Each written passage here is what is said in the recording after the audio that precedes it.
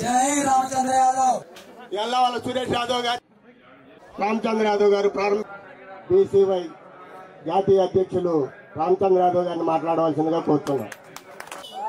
కృష్ణం వందే జగద్గురు.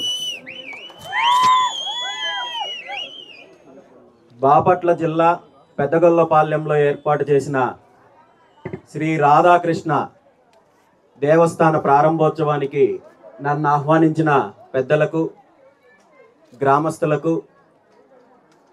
ఈ కార్యక్రమానికి విచ్చేసిన నా అన్నదమ్ములకు, అక్క చెల్లెలకు, యువతకు, వేద పండితులకు, పోలీస్ సిబ్బందికి, ప్రతి ఒక్కరికి పేరు పేరున హృదయపూర్వక నమస్కారాలు తెలియజేస్తూ, నూతన దేవస్థాన ప్రారంభోత్సవం సందర్భంగా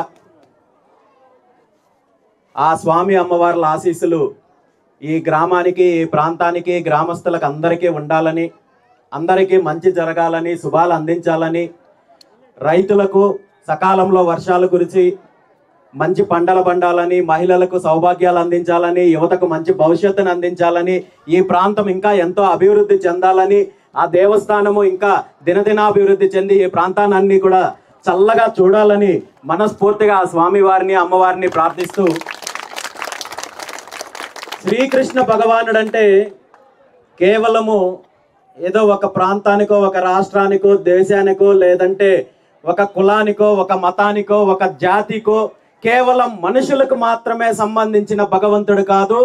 ఈ సృష్టిలో ఉన్న 84 లక్షల జీవరాశులకు అంతటికీ కూడా శ్రీకృష్ణ భగవానుడు దేవుడు.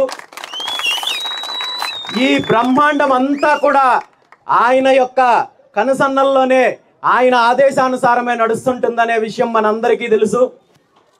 నవగ్రహాలు కానీ, అష్టదిక్పాలకులు కానీ, పంచభూతాలు కానీ ప్రతి ఒక్కరూ కూడా ఆయన కంట్రోల్లోనే ఉంటుంది. ఆయన ఆశీస్సులు ఉంటే ఎవరికైనా ఎటువంటి ఆపద లేకుండా ఉంటుంది. అదేవిధంగా ఆయన్ని నమ్ముకున్న వాళ్ళకి ఎప్పుడు ఎటువంటి ఆపద ఉండదు, కష్టాలు ఉండవు, నష్టాలు ఉండవు అనడానికి అనేక సందర్భాలు మనం చూసాము. దానికి ప్రత్యక్షంగా చెప్పాలంటే నేను నా జీవితంలో ఎన్నోసార్లు ఎన్నో రకాలుగా ఆటుపోట్లు, కష్ట నష్టాలు, ఇబ్బందులు, అవమానాలు ఎన్ని ఎదుర్కొన్నప్పటికీ కూడా జీవితంలో ఇక పతనమైపోతుంది అనుకున్న రోజుల్లో కూడా శ్రీకృష్ణ భగవానుడు నా వెనకుండి నేనున్నాను అని చెప్పి నన్ను నడిపించిన శక్తి ఏదైనా ఉంది అంటే అది శ్రీకృష్ణ భగవానుడు.